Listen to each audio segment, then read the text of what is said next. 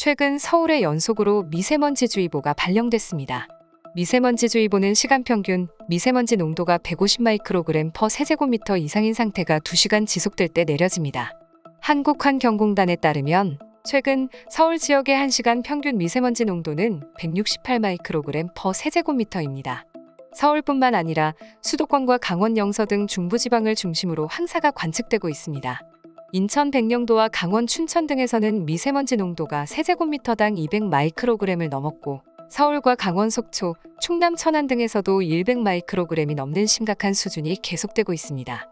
공기 중에 초미세먼지나 미세먼지 농도가 높아지면 노인, 어린이, 호흡기 질환자, 심혈관 질환자는 실외 활동을 자제해야 하고 건강한 성인도 되도록 실외 활동 시간을 줄이고 외출할 때는 마스크를 써야 하는데요.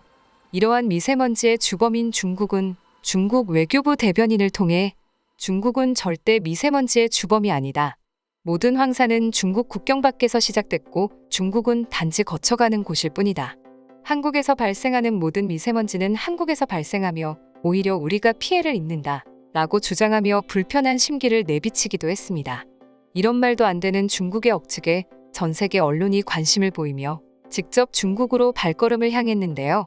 중국의 미세먼지 상황을 전하려던 외신 기자들은 여름에 눈이 내리고 있는 중국의 모습을 보며 전 세계가 중국에서 만들어지고 있는 눈을 조심해야 한다는 말과 함께 이를 긴급 속보로 내보냈습니다. 심지어 한 기자는 한국에게는 미세먼지로부터 안전하다더니 이게 무슨 말도 안 되는 경우나며 최근 중국에서 벌어지고 있는 일이 인접국가인 한국과 일본을 넘어 전 세계로 퍼질 것이라 경고함과 동시에 이를 당장 막아야 한다고 주장하는 영상이 화제가 되기도 했습니다. 해당 영상입니다. 지금 중국은 심각한 상황입니다. 저희 촬영팀은 중국 꽃가루를 피해 외곽에 나와 있습니다. 지금이 겨울처럼 보이시겠지만 제 복장을 보시면 아시다시피 여름입니다. 지금 중국 전역에선 길거리를 비롯해 가정지방까지 엄청난 꽃가루가 휘날리고 있습니다.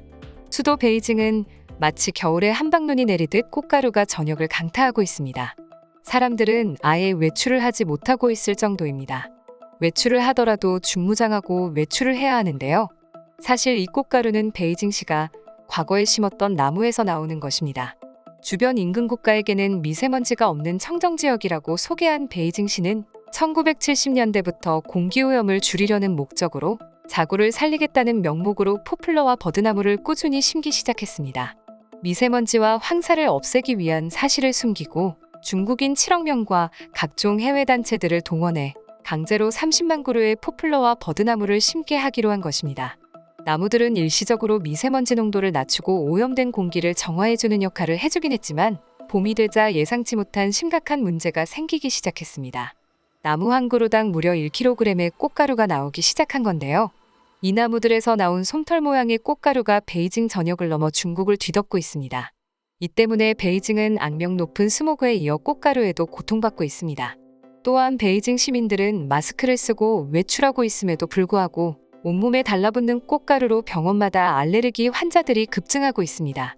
이뿐만이 아닙니다. 버드나무 꽃가루에는 유분이 있어 불이 붙으면 번지는 속도가 너무 빨라 자칫 대형 화재로 이어질 수 있어 더욱더 문제로 알려져 있는데 실제로 중국 내에서 차량 화재도 빈번히 일어나고 있습니다. 인근 국가인 한국에게 미세먼지 피해를 모른 척하며 이를 몰래 해결하려던 중국이 벌을 배로 돌려받는 셈입니다.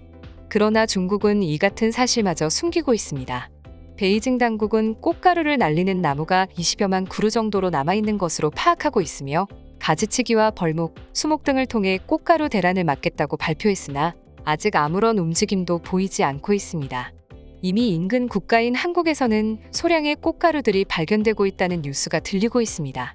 중국 여행을 계획하시는 분들은 해당 영상을 보시고 참고하시기 바랍니다. 해당 뉴스가 공개되자 당시 중국을 방문했던 수많은 외국인들이 개인 SNS를 통해 당시의 상황을 전했는데 그중 가족과 함께 중국으로 여행을 갔다 온 미국 여성 그레이 씨의 글이 큰 화제입니다. 저희 가족도 몇 주 전 공포스런 중국 여행을 다녀왔습니다. 결혼기념일마다 여행 다니시는 걸 좋아했던 저희 부모님이 코로나로 인해 한동안 여행을 가지 못하자 아쉬워하고 계셨는데 해외여행이 가능해지자 오빠와 제가 돈을 모아 해외로 보내드리려고 한 건데 이렇게 최악의 여행이 될 줄은 몰랐습니다. 원래는 중국이 아니라 일본이나 한국으로 여행을 보내드릴 생각이었습니다. 깔끔하기도 하고 볼거리가 워낙 많아 절대 후회하지 않을 거란 글을 많이 봐서였죠. 깜짝 선물이다 보니 철저하게 준비해서 보내드리자는 마음에 각자 맡은 나라를 철저하게 조사해 소개해드리기로 했습니다. 한국을 좋아하는 제가 한국을, 오빠가 일본을 소개하기로 했습니다. 그렇게 부모님께 한국과 일본을 설명했는데 결과는 뜻밖이었습니다. 만리장성을 보고 싶다던 아빠가 중국을 가보고 싶다고 한 거죠. 사실 저희 남매는 딱히 원하지 않았지만 부모님께 드리는 선물이다 보니 부모님의 선택을 존중해드리기로 했습니다. 그래서 중국에 대해 조사하기 시작했는데 중국에 대한 어떠한 뉴스와 기사에서도 꽃가루 관련된 소식은 전혀 찾아볼 수 없었습니다. 아마 중국에서 이를 적극적으로 숨겼던 게 아닌가 싶습니다. 그렇게 여행 일자가 다가오고 중국에 도착한 저희는 깜짝 놀랄 수밖에 없었습니다. 반팔과 반바지만 입은 저희 가족이 비행기에서 내리자마자 본 건 새하얀 눈이었습니다. 그것도 마치 폭설처럼 내리고 있었는데 당황해 멈춰있는 제게 승무원이 오더니 눈이 아니라 꽃가루라며 안심해도 된다고 하더군요. 혹시나 알러지 반응이 있다면 즉시 병원을 방문하고 꼭 마스크를 쓰고 다니라는 당부도 들을 수 있었습니다. 그렇게 다들 예상하시다시피 여행은 최악이었습니다.